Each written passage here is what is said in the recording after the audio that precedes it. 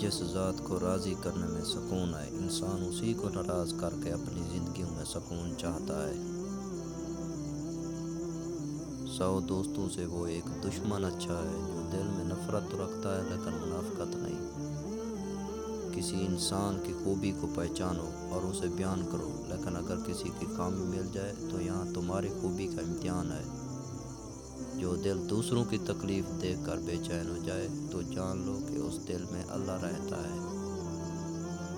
آپ کسی کو بھی 2 چیزوں کے لیے زبردستی مجبور نہیں کر سکتے، ایک محبت، دوسرا عبادت۔ دونوں دل سے ہوتی ہیں اور دونوں کا رشتہ روح سے جڑا ہوتا ہے۔ صبر کی 2 صورتیں ہیں، جو ناپسند ہو اسے برداشت کرنا اور جو پسند ہو اس کا انتظار کرنا۔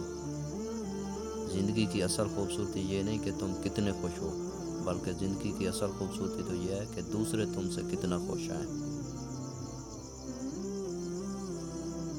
کسی کا دل اتنا مت دکھاؤ کہ وہ اللہ کے سامنے تمہارا نام لے کر رو پڑے، کیونکہ ٹوٹے ہوئے دل سے نکلی آہ عرش تک جاتی ہے۔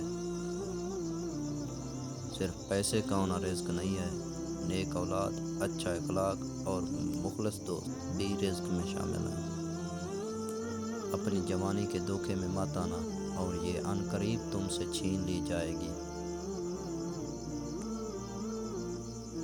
ایک ہندو نے حضرت علی سے سوال کیا، ہندو مردے جلاتے ہیں جبکہ مسلمان مردے دفناتے ہیں، ایسا کیوں؟ حضرت علی نے جواب دیا، کچرا جلایا جاتا ہے اور خزانہ چھپایا جاتا ہے۔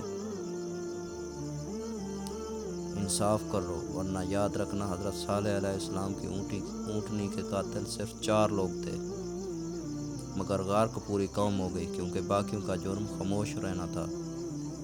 دنیا بہترین جگہ ہوتی تو یہاں کوئی بھی روتے ہوئے پیدا نہیں ہوتا۔